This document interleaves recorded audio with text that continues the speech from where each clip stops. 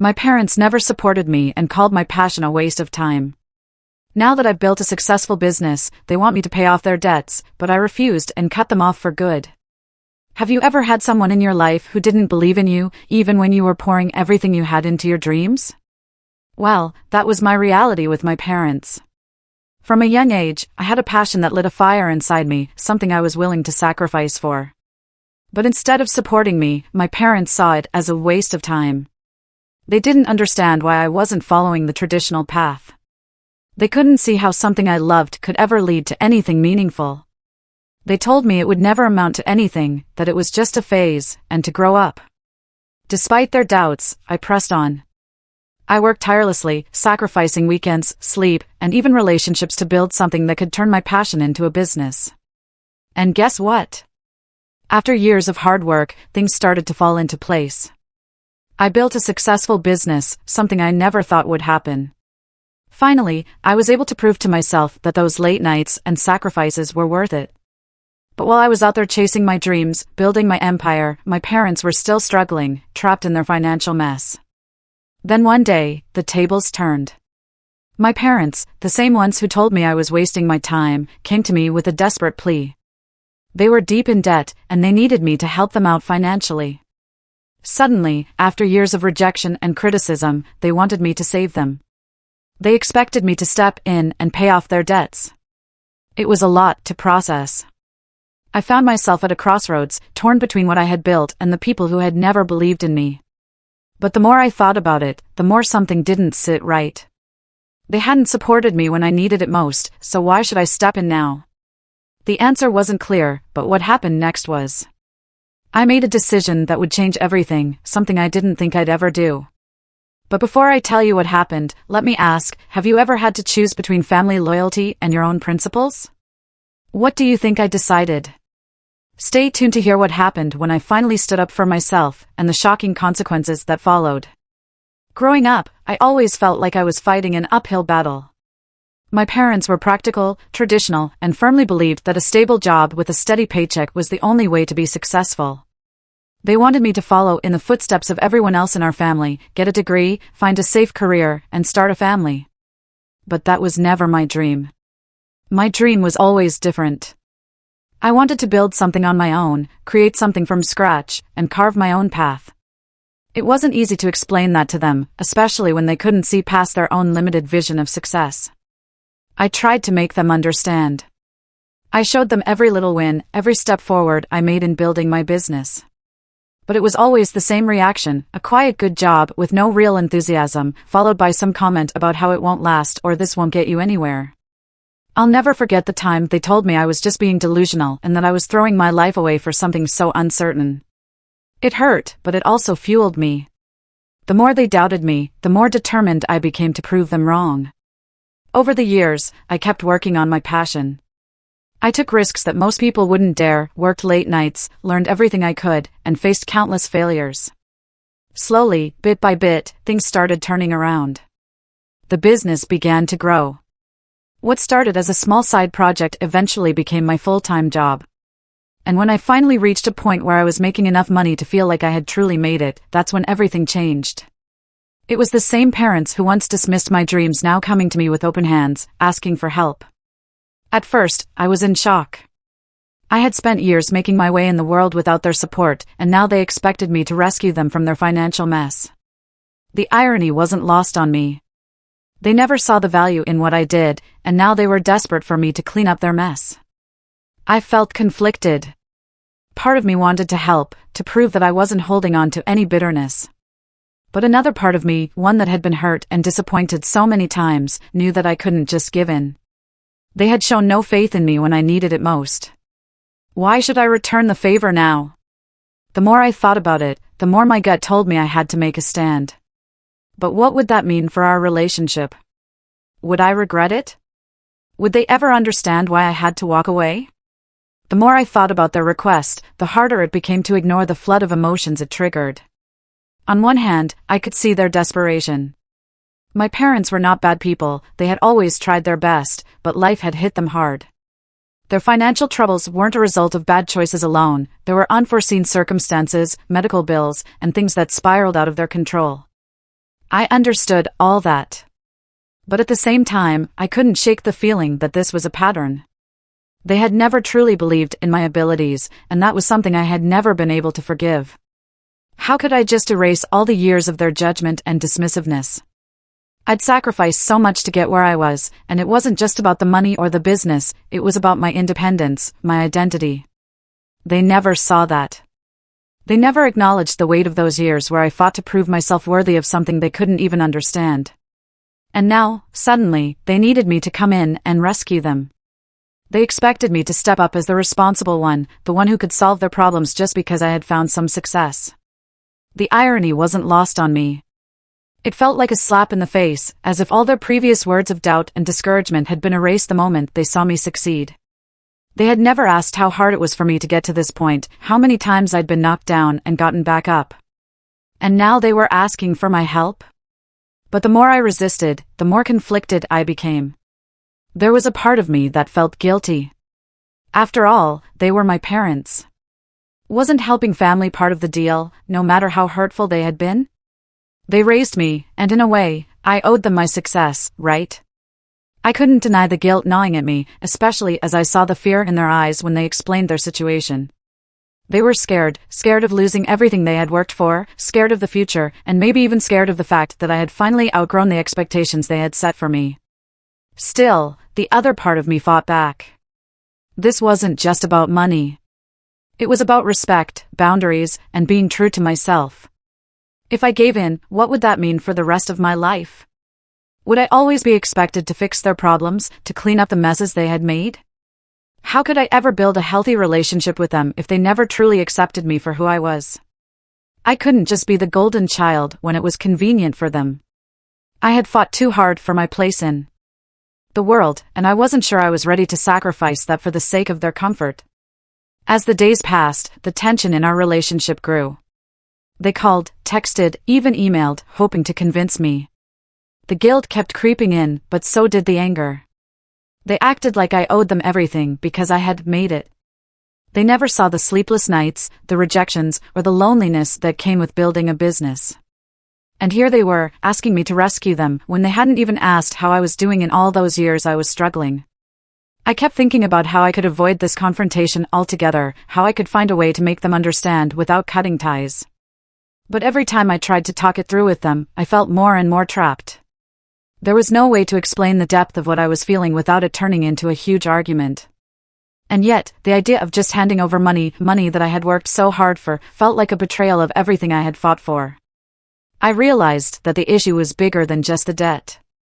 This wasn't just a financial question. It was about the way they had treated me, the way they never saw my worth until it was convenient for them. The more I thought about it, the clearer it became that this wasn't just a one-time problem. If I helped them now, what would stop them from expecting the same thing over and over? The weight of that decision was almost unbearable. Would I become the person they relied on for everything, no matter the cost to myself? I was stuck. And the more I thought about it, the less sure I was of what the right thing to do was. The conflict inside me only grew stronger, and I knew that whatever decision I made would change everything, for both me and them. The days that followed felt like a never-ending storm in my mind. The guilt kept pressing down on me, the weight of my parents' expectations, their desperation, and their pleading faces. But every time I thought about helping them, I was hit with a surge of anger and frustration. It felt like they were rewriting history, pretending all those years of doubt and harsh words never happened. I couldn't erase that pain, no matter how much they wanted me to. They had chosen their path, now, it felt like they were asking me to fix the mess they had made. My parents kept calling. They begged, they cried, they promised things would be different. "We'll be so grateful," they said, "we'll make it up to you." I knew they were scared, but the more they pushed, the more my resolve hardened. Every message, every conversation felt like another layer of pressure, building up and choking me. And yet, I couldn't ignore that nagging voice inside. The voice that whispered, "What if you're just being selfish? What if they really needed me, and I was turning my back on them at their lowest point?" It was late one evening when my mom called again. She was crying, something I'd never seen her do before. "We don't know what to do," she sobbed. "We've tried everything. We just need your help, please." Her words hit me like a punch in the gut. I could feel the desperation in her voice, and it almost broke me. I felt my walls start to crumble, the part of me that wanted to help them rising up, even though I knew deep down it wasn't the right choice. But just as I was about to say something, to offer a compromise, my mind flashed back to everything they'd said to me in the past. You'll never make it, this is a waste of your time, *, you'll end up alone. *, the resentment bubbled up, and I felt my chest tighten. How could they not see the years of pain they had caused me? How could they not recognize the journey I had been on, the sacrifices, the sleepless nights, the constant fight to prove myself? And now, after all that, they were asking me to pull them out of the hole they had dug themselves into? I hung up the phone without saying a word, feeling the heat rise in my face, my heart pounding. My stomach churned, a mix of anger and guilt flooding through me. It was like I was on the edge of a cliff, ready to jump, but not knowing if I was about to fly or fall. I stood there for a long time, staring at my phone, the weight of the decision pressing down on me harder than ever. Then the texts started flooding in. I don't understand why you're doing this to us. You're our child, we've given everything for you, and this is how you repay us? You'll regret this. You're making a mistake. Each message was a dagger to my heart, and yet, they only made me more resolute. They were doing what they always did, trying to manipulate me into feeling guilty for wanting something different for myself. I knew what they were doing. They were playing the guilt card, hoping I would break. And for a moment, I almost did. But then something inside me snapped. This wasn't just about money or debt. This was about something far deeper. It was about respect, boundaries, and my own identity. If I gave in now, what would be left of me? Would I always be the person they could rely on, even when they never supported me in return? My thoughts were a whirlwind, and I could feel my pulse racing. I was standing at a crossroads, facing a decision that would change everything. On one hand, I could help them, and maybe things would go back to some semblance of normal, but I knew deep down that it wouldn't solve the real problem. On the other hand, I could refuse, and the consequences of that would be something I wasn't sure I was ready to face. But what was I really risking by saying no? Would they cut me out of their lives forever? Could I live with that? The fear of losing them was real, but the fear of losing myself in the process was even more terrifying. In that moment, it felt like everything was hanging in the balance. I could already feel the tension building, the pressure mounting. I knew whatever choice I made, it was going to have consequences, some immediate, some that I would carry for the rest of my life. The answer was close, but I wasn't sure if I was ready to make it yet. The suspense was unbearable, and I could feel my heart pounding in my chest. Just as I thought I had reached the breaking point, something unexpected happened. The doorbell rang, interrupting my spiral of emotions. I wasn't expecting anyone, and for a moment, I thought maybe I had imagined the sound. But there it was again, louder this time, insistent. I opened the door, fully prepared to shut it again quickly if it was someone selling something or asking for donations. But when I saw who it was, my heart dropped into my stomach. Standing on my doorstep was my father. It took a second for my brain to catch up. What was he doing here? He hadn't come to visit in months, not since he'd made it clear he didn't approve of what I was doing with my life.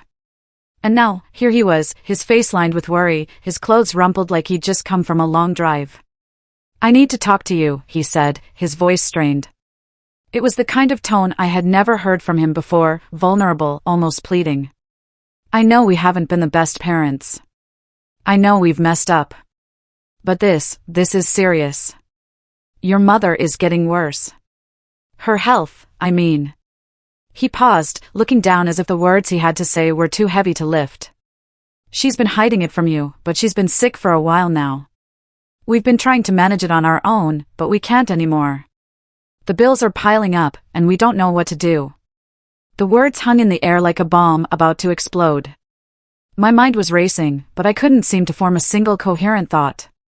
Everything inside me screamed in a way I hadn't expected. The guilt, the anger, the confusion, everything collided at once. Was this why they had come to me for help? Was it truly the debt, or was there something more? Were they really trying to manipulate me with a sob story about my mom's health, or was this the truth? I couldn't tell. My emotions were too clouded to know what to believe anymore. I had spent so long questioning their motives, wondering if they were trying to use me, if I was just a backup plan in case their life fell apart.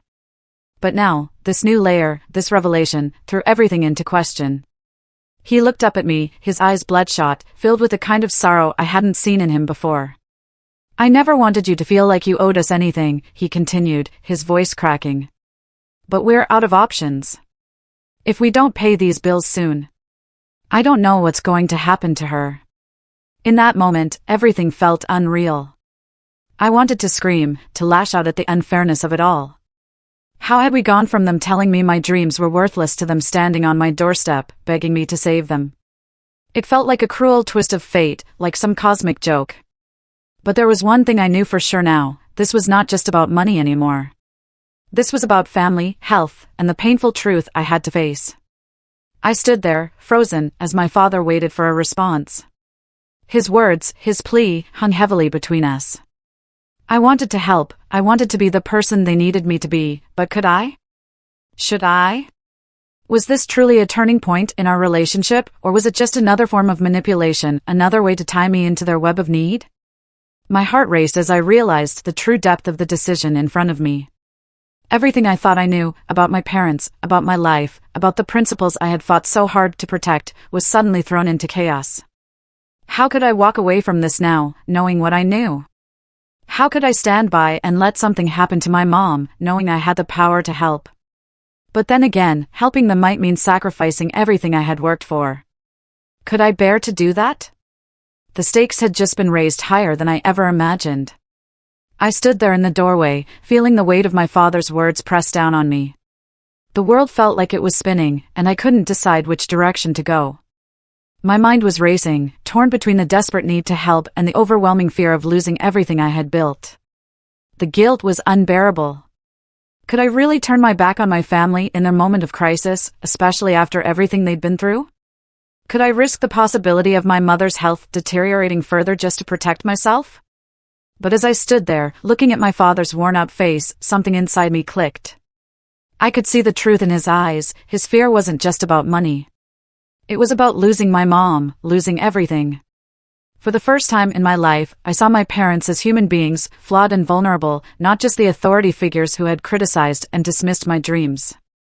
I closed my eyes for a moment, taking a deep breath, trying to collect my thoughts. I knew what I had to do. But even as I made the decision in my mind, I couldn't shake the fear that I was making a terrible mistake. "I'll help," I said quietly, finally breaking the silence. The words felt like they were choking me, but I knew I couldn't just stand there and do nothing. "I'll help," but I paused, searching for the right words, trying to hold on to the boundaries I'd set. "But this is the last time. After this, I need things to change. I can't keep doing this. I've worked too hard for what I have, and I won't go back to being the person who is always there to fix your problems." My father nodded, his eyes welling up with tears. "I understand," he said softly. "Thank you. I'll do whatever it takes to make it right." Just as I was about to turn to go inside and make the arrangements, my phone buzzed in my pocket. I pulled it out, glancing at the screen. The text message was from my mother. "We're sorry for everything," it read. "We should have been more supportive. We didn't know how much you were hurting all these years." The weight of those words hit me harder than anything else that had been said. For the first time, I felt like they were truly acknowledging the pain they had caused me, the years of disbelief and judgment. It wasn't enough to undo everything, but it was a start. I looked back at my father, my heart heavy but resolute. I had made my choice, and now it was time to follow through. But just as I was about to step inside, the unexpected twist I hadn't seen coming hit me like a freight train. My phone buzzed again. This time, it was an email. An email from my business accountant, with a subject line, "Urgent, your business is under audit." My stomach dropped. I opened the email, scanning the text quickly. The government had launched an audit on my business. They were questioning some of my financials, and if I couldn't prove everything was in order, there could be serious consequences. My world tilted again, this time from a completely different angle. Suddenly, I wasn't just fighting my parents' past decisions, I was fighting for my own survival. The success I'd worked so hard for, the business that had been my lifeline, was now in jeopardy. I had to deal with this new crisis, and there was no escaping it. "Dad," I said, my voice shaking. This is worse than I thought. There's something else going on, something I didn't expect. His eyes widened in confusion. What do you mean? I don't think I have the resources to help you right now, I said, my voice tight with panic. I've got a massive problem with my business. An audit. I don't know how bad it is yet. His face paled, and for the first time, I saw the fear in his eyes, not just for my mom, but for me, too. In that moment, it wasn't just about him needing help. We were both trapped, facing two different kinds of collapse. The world had just shifted again, and as I stood there with my father on my doorstep, everything I thought I knew about family, responsibility, and success felt up in the air. The future was uncertain, and for the first time in a long time, I wasn't sure how this story would end. The realization that my world was unraveling in two directions hit me hard. There I was, caught between my parents' desperate need for help and my own business teetering on the edge of crisis. For a moment, I didn't know which way to turn. I had promised myself that I wouldn't let their issues drag me back into a pattern of sacrifice, but now, the stakes felt higher than ever. How could I balance saving my business with helping the people who, despite everything, had brought me into this world? I stood there, lost in thought, as my father looked at me, his face creased with worry. I could see he was struggling, just as much as I was. This wasn't just about money or debt anymore, it was about survival, both for me and for them. The weight of the decisions I was facing felt impossible, but somewhere deep down, I knew I couldn't lose myself in this. Not again. I don't know what to do, I said, my voice a mixture of frustration and exhaustion. Everything's falling apart, and I don't even know where to begin fixing it. My father placed a hand on my shoulder, his touch surprisingly gentle. We'll figure it out, he said, his voice filled with a sense of hope I didn't feel. We'll figure it out together, okay? It wasn't a solution, but it was a small comfort. Maybe, just maybe, this was the beginning of something different between us. Maybe this was where the lines between the past and present would finally blur, where they would stop expecting me to be their savior, and I could finally step into a place of balance between family and independence. The next few weeks were a whirlwind. I threw myself into the audit issue, working closely with my accountant to clear everything up. It wasn't easy, but I managed to get things in order. By the time the audit was over, the financials were cleared, and the business was safe. It wasn't just a victory, it was a reminder that I had built something solid, something worth protecting. As for my parents, they finally began to show a different side of themselves. My mom's health improved, and they started taking more responsibility for their situation. The guilt trip tactics faded as we found a new understanding of each other. It wasn't perfect, and we weren't suddenly the picture-perfect family, but we were taking steps toward healing. In the end, I realized something important. Success isn't just about what you achieve, it's about the strength to stand firm in your values, even when everything around you seems to be falling apart. Helping my parents didn't mean losing myself, it meant learning where the boundaries were and sticking to them. I didn't have to be the person who fixed everything, but I could be the person who helped in a way that kept me whole. And maybe, just maybe, that's what true success really looks like.